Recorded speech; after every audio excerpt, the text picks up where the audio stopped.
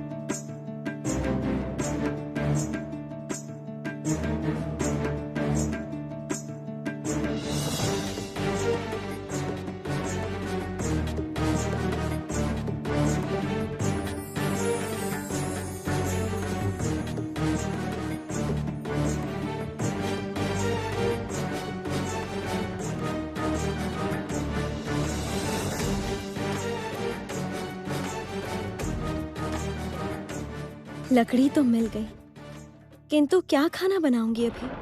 हमारे पास तो कुछ भी नहीं है।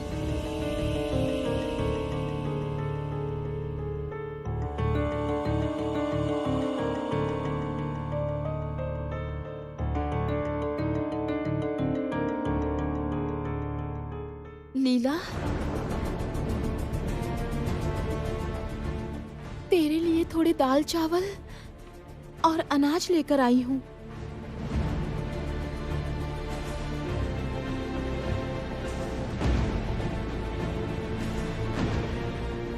किसी तरह से छुपा कर लाई हूँ। ये ले।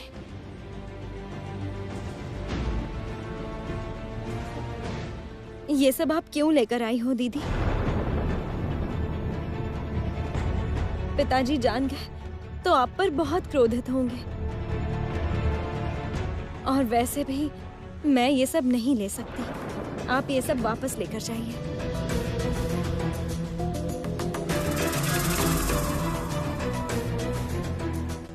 ये देखिए देवी, लीलावती के लिए महामंत्री और बड़ी राजकुमारी छिपाकर अनाज लेकर आए हैं। यदि ऐसा चला तो लीलावती को कोई अभाव ही नहीं रहेगा। ये सब चलने नहीं दे सकती जरती। जैसे भी हो इसे बंद करना होगा। महालक्ष्मी के मानव रूप को मैं भूखा मारूंगी। चलो।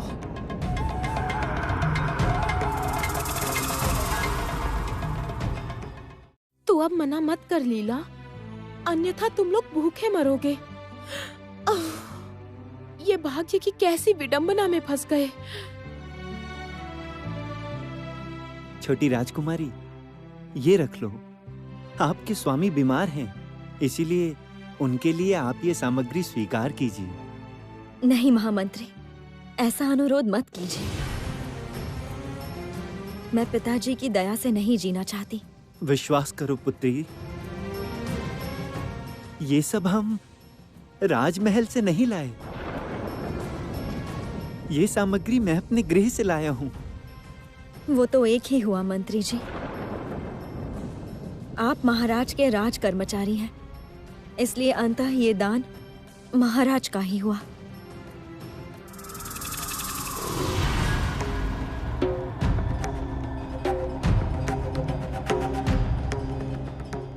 देवी, राजा आसितक्ष्य यहीं आ रहे हैं, सावधान।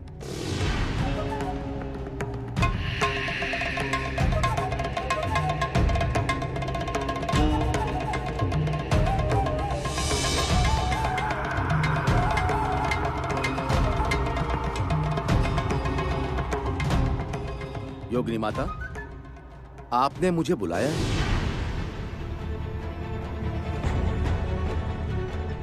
माता अभी ध्यान में है। महाराज, आप थोड़ा शांत होकर बैठिए, वो स्वयं आपसे बात करेंगी। अवश्य अवश्य।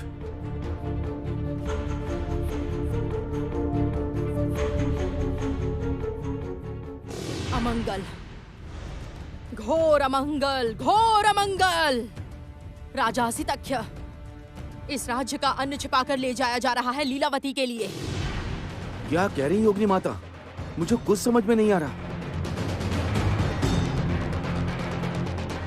अमंगल, घोर अमंगल। यदि तुमने अपनी कन्या पर करुणा दिखाई तो उसका साया आप पर भी पड़ेगा महाराज। यदि ऐसा ही चलता रहा तो आपके राज्य का दुर्भाग्य कभी नहीं जाएगा महाराज। माता, आप क्या कहना चाह रही हैं, मैं बिल्कुल समझ नहीं पा रहा। लीलावती के राजभवन से जाने के बाद उसका कोई समाचार मुझे नहीं मिला, तो फिर? समाचार लीजिए, समाचार लीजिए। मैंने गणना से देखा है, आपकी बड़ी कन्या और महामंत्री दाल चावल सब लेकर गए हैं आपकी छोटी कन्या लीलावती के पास। अगर ऐसा ही चलता रहा तो आपके राज्य की अवस्था कभी कुशल नहीं होगी। हर जगह दुर्भाग्य ही होगा। हो सके तो आपकी छोटी कन्या लीलावती को इस राज्य से दूर कर दीजिए।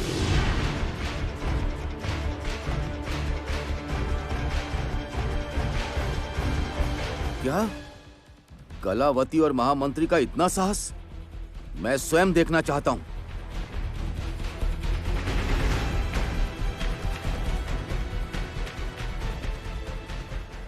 ले लीजिए राजकुमारी, ये लोग इतने प्रेम से लेकर आए हैं तो दुखी मत करिए इन्हें। प्रहरी,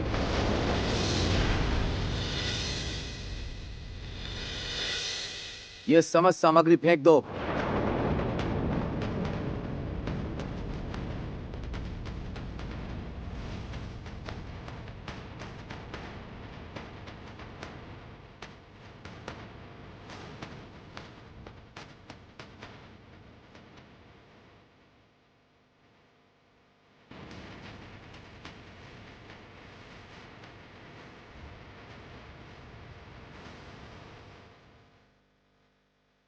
पिताजी,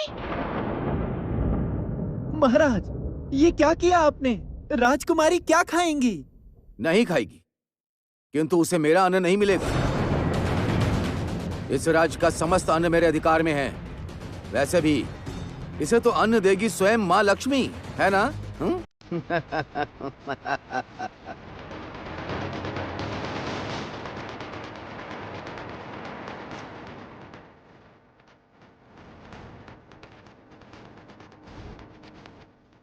सुनो ब्राह्मण, इस नदी के किनारे तुम लोग वास नहीं कर सकते। आज ही तुम लोग मेरे राज्य को छोड़कर चले जाओ, और मेरे अधीन राज्यों में भी तुम लोग रुक नहीं सकते। इनके इस राज्य में रहने से अमंगल होगा, दुर्दशा कभी नहीं मिटेगी। पिताजी कृपया ऐसा मत कीजिए, अन्यथा ये कहाँ जाएंगे? वनवास में रहेंगे। इनके लिए श्रेष्ठ स्थान वन ही है। वही होगा महाराज, हम वनवास ही करेंगे। महामंत्री, आज के बाद इनकी यदि किसी ने भी सहायता की, उसे सीधा मृत्यु दंड मिलेगा।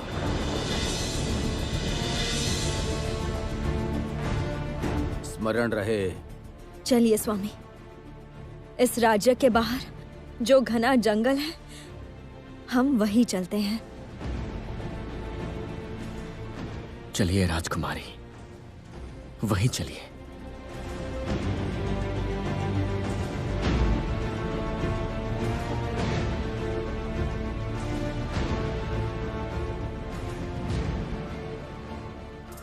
राजकुमारी लीलावती को मैंने सदा के लिए शांत कर दिया है। जन मानव के बिना वन में ये लोग अब कैसे जीवित रहते हैं, वही देखना है मुझे। सुना है वनवास नर्कवास के तुल्य है।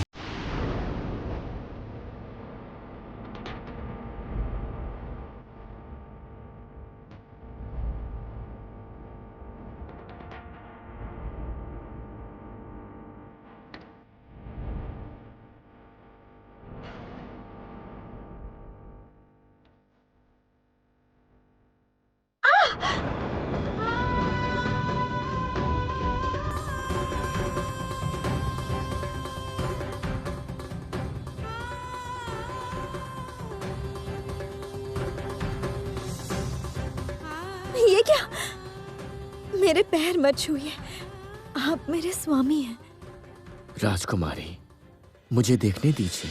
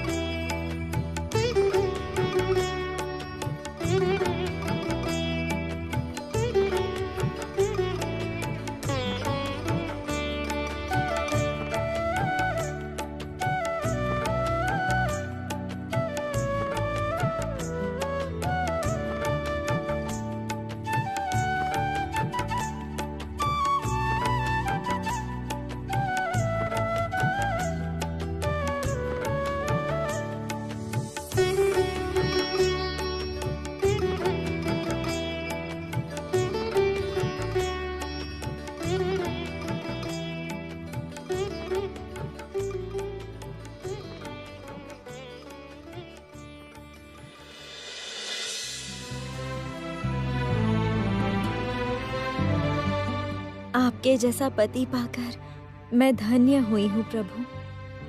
मुझ में यदि सामर्थ्य होता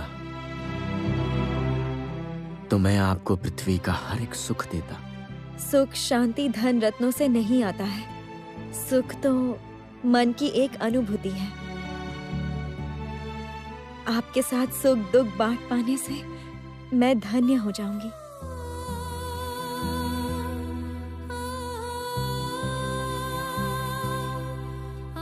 काफी रात हो गई है, आज की रात हमें यहीं पर बितानी होगी।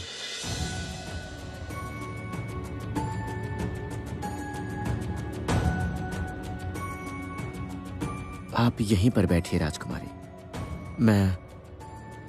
मैं कुछ फल लेकर आता हूं।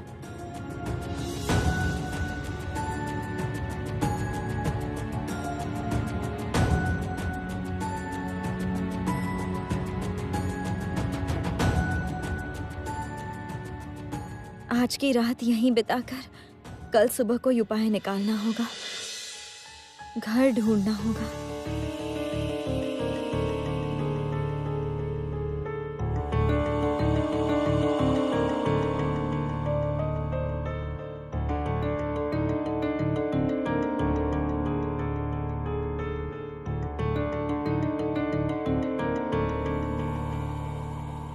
ये लीजिए राजकुमारी, इसी से अपनी क्षुधा मिटाइए। पहले आप भोजन कीजिए स्वामी, उसके बाद मैं खाऊंगी।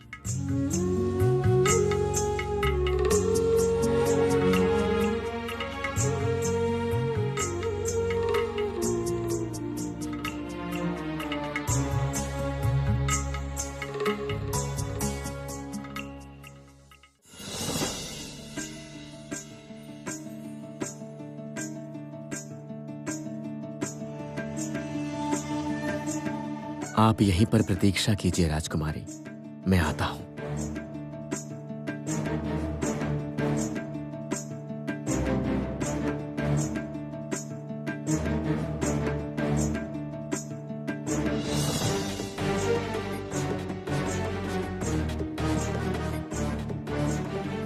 ये क्या कर रहे हैं स्वामी? ये सब तो मुझे करना चाहिए। नहीं राजकुमारी, आप अपनी कोमल शैया छोड़कर मेरे साथ रहने आई हैं। आप मुझे अपनी सेवा करने दीजिए।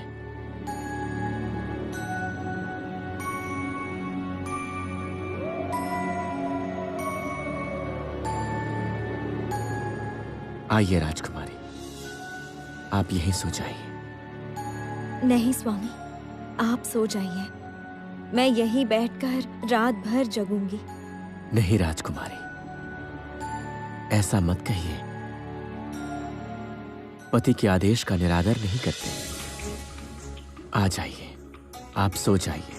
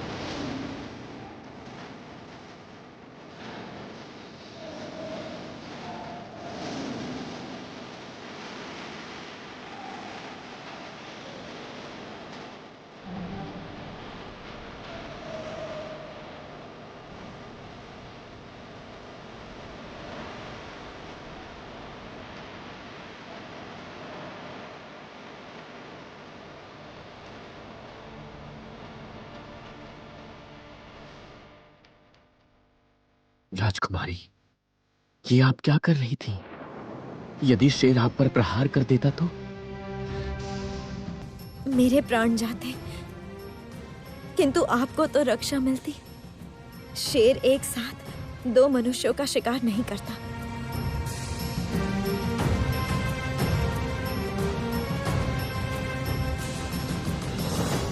मैं धन्य हुआ राजकुमारी। आपके जैसी पत्नी पाकर मैं धन्य हुआ। स्वामी, आप मुझे नाम से पुकारिए। मैं अब राजकुमारी नहीं, आपकी पत्नी हूँ।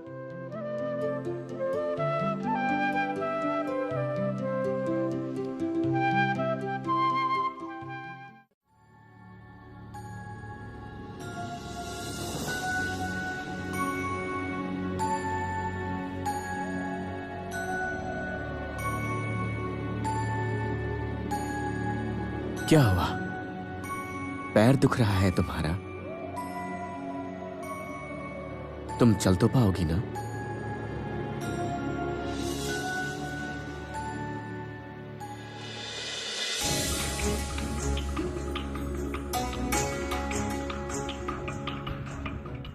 चलिए स्वामी, हम इस कुटीर में चलते हैं। मेरा मन कहता है वहां जाकर अवश्य कोई ना कोई उपाय मिलेगा। चलो।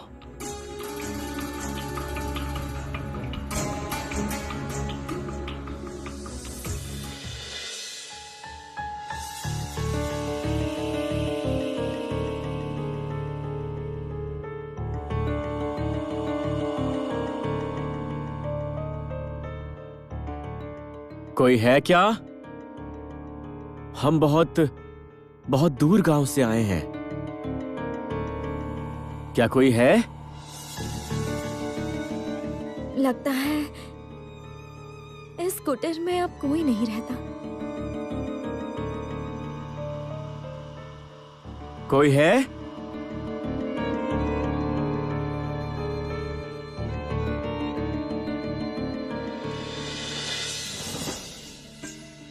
तुमने सही कहा था, इस कुटीर में कोई नहीं है। ये कुटीर तो रिक्त है। ईश्वर ही हमें यहाँ लेकर आए हैं। स्वामी, इस कुटीर में ही हम अपना घर बसाएंगे। हाँ, वो तो बसाएंगे, किंतु खाएंगे क्या? उसका प्रबंध हो जाएगा। आपके भोजन का दायित्व मेरा है।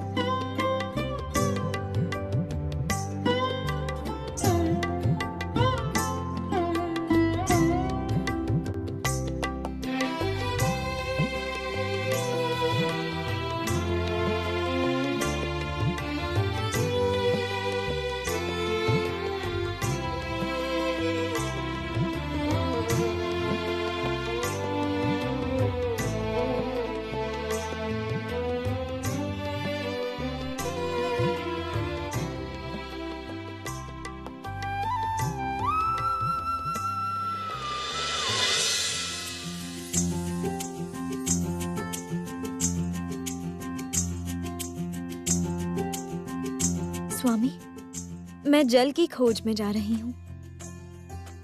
नई जगह पर तुम कहाँ जल की खोज में जाओगे? दो, मुझे दो, मैं लेकर आता हूँ। यहाँ जब मनुष्यों का वास था तब आसपास में कहीं अवश्य जल होगा। आप विश्राम लीजिए स्वामी, मैं जल्दी जाकर वापस आ जाऊंगी। तुम्हारे पैर का घाव अब तक ठीक नहीं हुआ है। मैं तुम्हें अधिक चलने फिरने नहीं दूंगा। दो, कलश मुझे दो।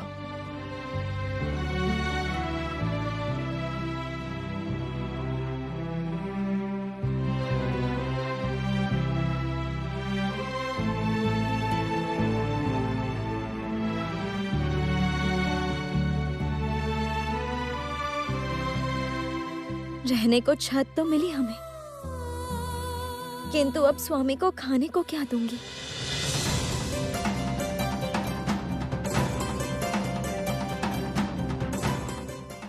कहाँ हो बिटिया?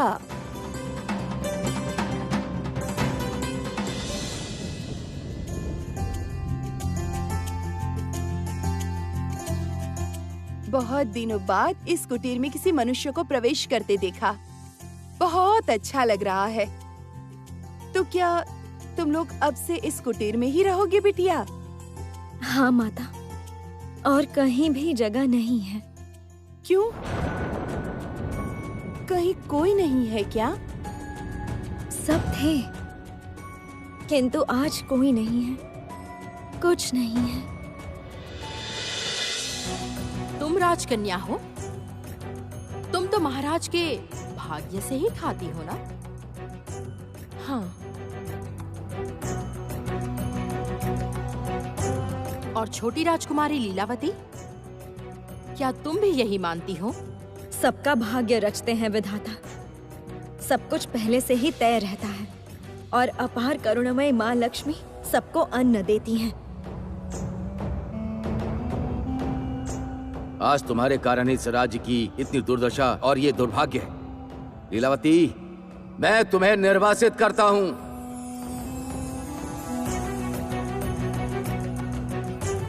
भिक्षुक ब्राह्मण, ये मेरी कन्या है लीलावती। इसे मैंने तुम्हें दान किया। जाओ, ले जाओ।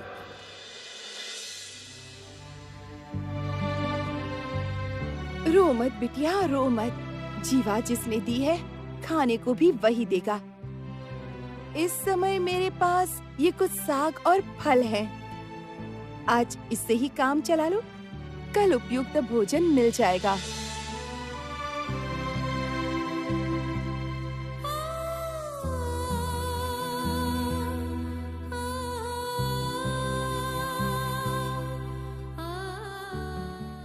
किंतु माँ, मैं तो ये क्या, ऐसे अचानक चली गई? अद्भुत।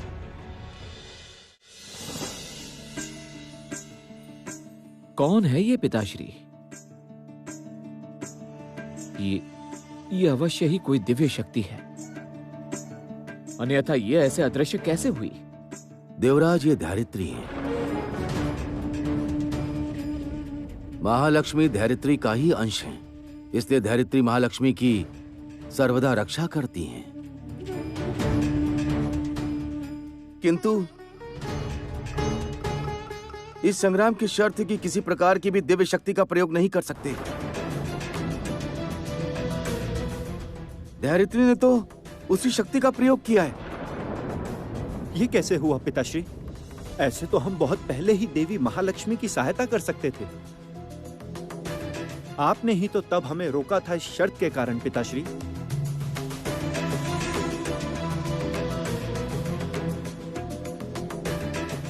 पुत्र अग्नि, मैं तुम्हें मना कर सकता हूं, तुम्हारा पथ अवरोध कर सकता हूं, किंतु वे धैर्यत्री हैं। धैर्यत्री को रोकने की शक्ति तो मुझ में नहीं है पुत्र।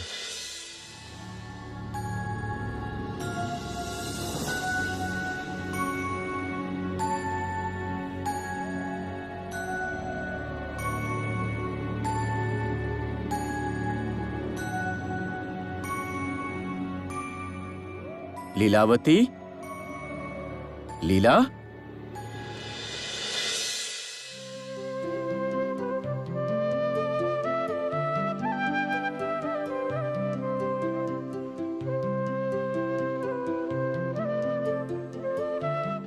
स्वामी, इससे अधिक मैं और कुछ प्रबंध नहीं कर पाई। केवल ये सामान्य फल है, इसे खाकर आप अपनी भूख मिटा सकते हैं। ये क्या लीलावती, तुम्हारे नेत्रों में अश्रु क्यों है? ओह, राजभवन के लोगों को स्मरण कर रही हो क्या? मैंने तो तुमसे पहले ही कहा था नहीं कि... स्वामी, ये कुटीर मेरे लिए राजभवन से भी अधिक है। यहाँ बहुत सुख है। तो फिर तुम रो क्यों रही हो लीला? किंतु पिताश्री, अलक्ष्मी यदि इस दिव्य शक्ति के विषय में जान गई, तब तो आपको ही प्रश्न करेगी। वो कहेगी कि नियम भंग हुआ है। तब आप उसे क्या उत्तर देंगे पिताश्री? तब तो देवी अलक्ष्मी हमारे द्वारा शर्त की हुई अवहेलना के कारण इस युद्ध में विजयी होंगी। तब हम सबकी रक्षा कैसे होगी?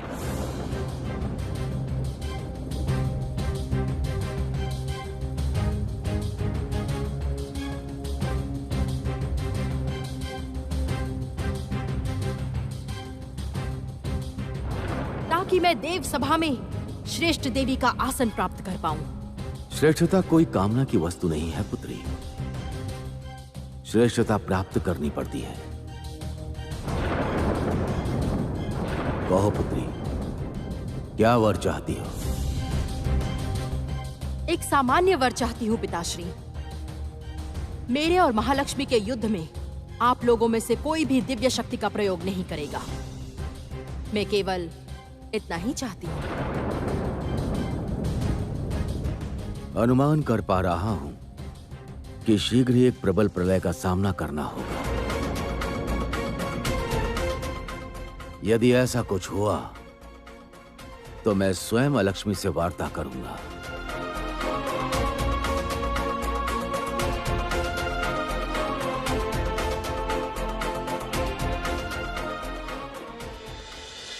मैंने पूरे अभिमान से कहा था कि आपके भोजन का दायित्व मेरा है, किंतु मैं व्यर्थ हुई हूँ स्वामी।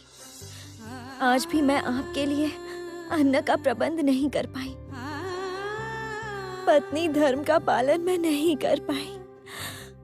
मन को दुखी मत करो लीला। तुमने तो स्वयं ही अपने पिताजी से कहा था कि अन्न तो देती है माँ लक्ष्मी। तो फिर तुम्हारा, मेरा, हमारा क्या ही सामर्थ्य है। साहस रखो, अवश्य ही कोई उपाय निकलेगा। यहां देखो, मेरी ओर देखो लीला। देखो मेरे श्वास की समस्या कैसे अचानक दूर हो गई है।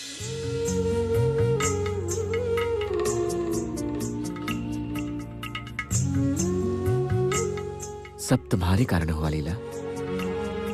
मेरा मन कहता है कि हमारे भाग्य में कुछ अच्छा अवश्य होगा। तुम इस तरह से अश्रु बहाकर स्वयं को कष्ट मत दो लीला। जीवन बहुत बड़ा है और बहुत सुंदर भी।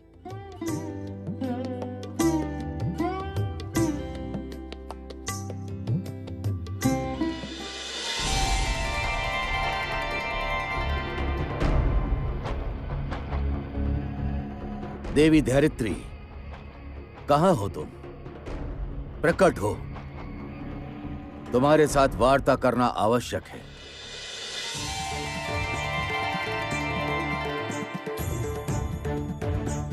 प्रणाम पिताश्री। धैर्यत्री, तुमने महालक्ष्मी की मानव रूपी लीलावती की सहायता करके तुमने बहुत बड़ी भूल की है। इससे मेरी रखी शर्त का उल्लंघन हुआ है। तुम महालक्ष्मी की सहायता करने से स्वयं को रोको।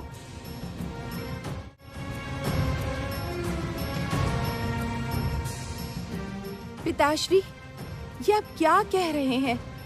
कौन सी शर्त की बात कर रहे हैं? मुझे तो कुछ भी समझ में नहीं आ रहा। धैर्यत्री, भविष्य में पृथ्वीलोक में कौन श्रेष्ठ देवी होगी, उसके लिए लक्ष्मी और अलक्ष्मी में युद्ध चल रहा है।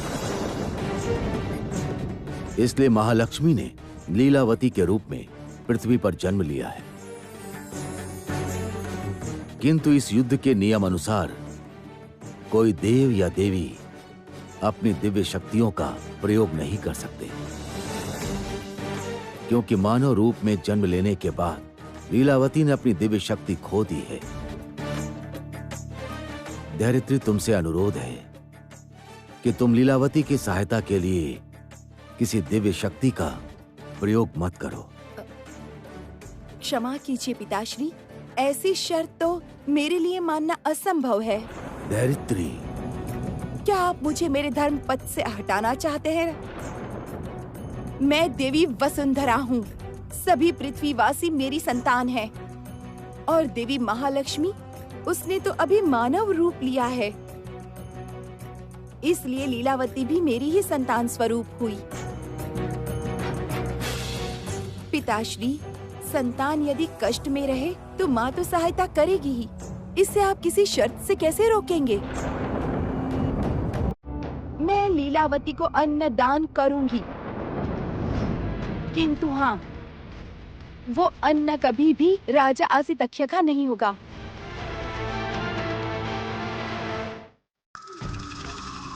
ओम तत्सत। ओम तत्सत। ओम तत्सत।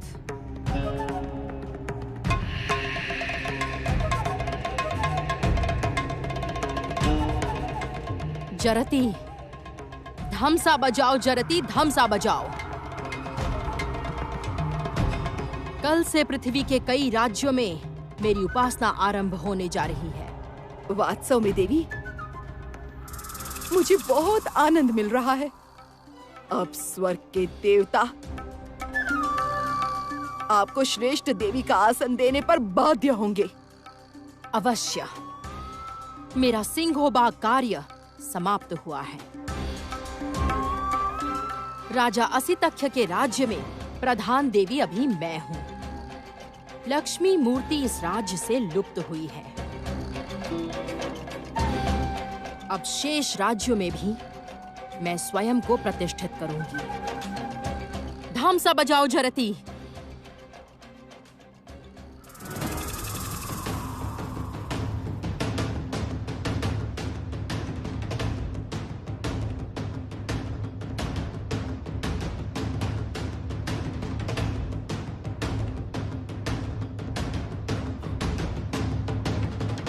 योगिनी माता, आपने मुझे बुलाया है? राजा असितख्य, मैंने अद्भुत रूप से देखा है कि आपके अधीन राजाओं ने अभी भी देवी अलक्ष्मी का कलश पूर्ण सम्मान के साथ स्थापित नहीं किया है।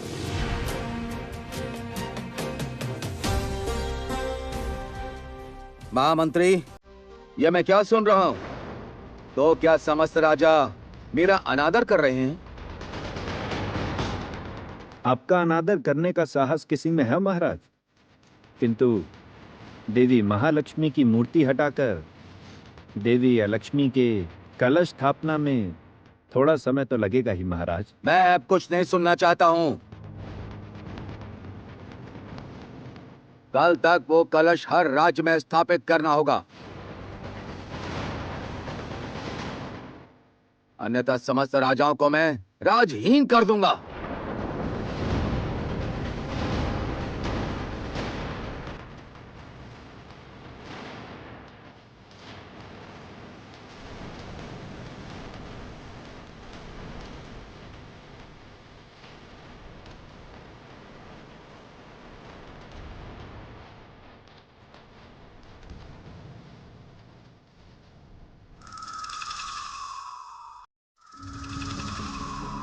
कहां कहां गए देवगण?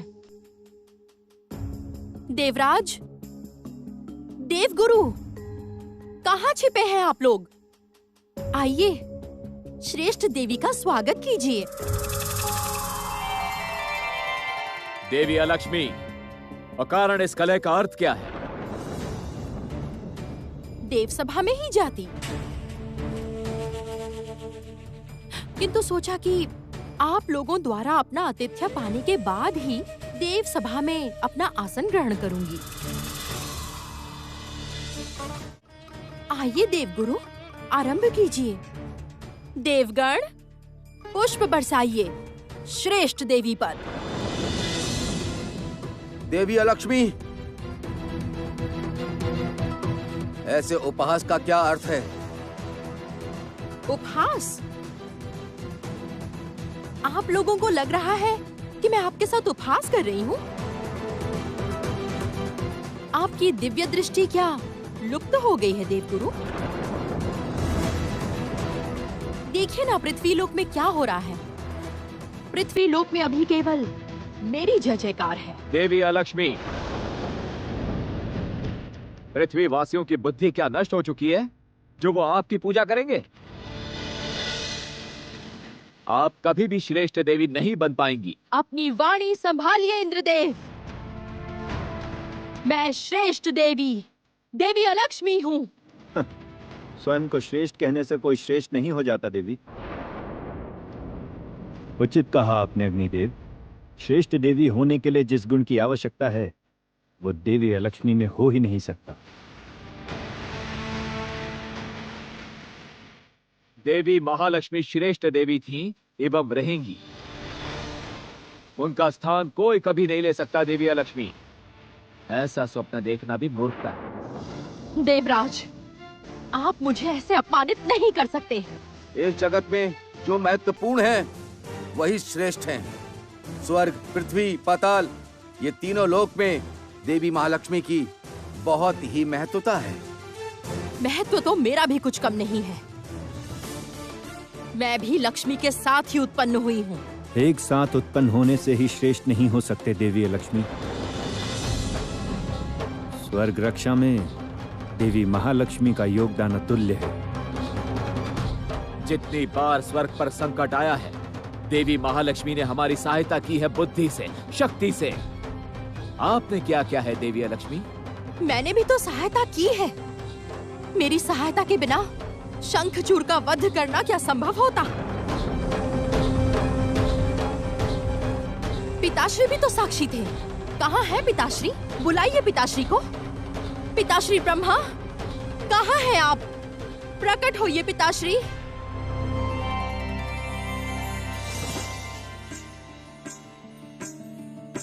क्या समाचार है पुत्री? प्रणाम पिताश्री। प्रणाम पिताश्री। पिताश्री, शर्त अनुसार संपूर्ण पृथ्वी लोक में मेरी पूजा आरंभ हो चुकी है, किंतु अभी भी देवगण मुझे श्रेष्ठ देवी का आसन नहीं देना चाहते।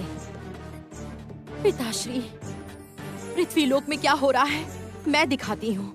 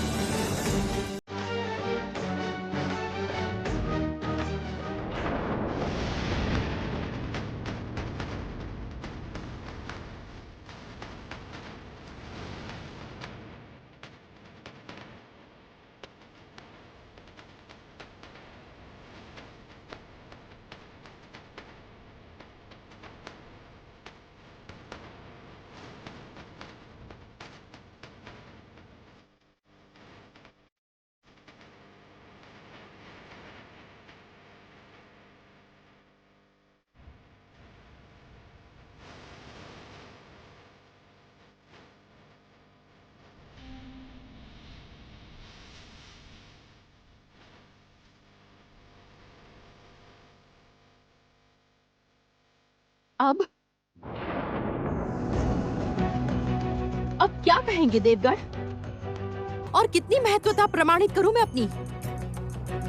पिताश्री, आप मुझे श्रेष्ठ देवी का आसन दीजिए पिताश्री।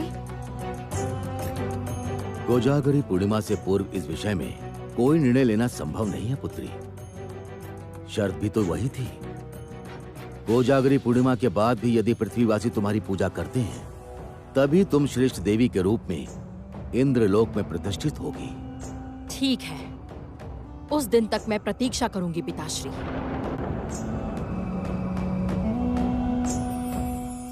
देवगणों का कोई भी छल अब काम नहीं आएगा। मैं मेरा उचित अधिकार अब लेकर ही रहूंगी। चीर समाधिस्थ हुई है महालक्ष्मी, अब कभी भी वो जागृत नहीं होगी।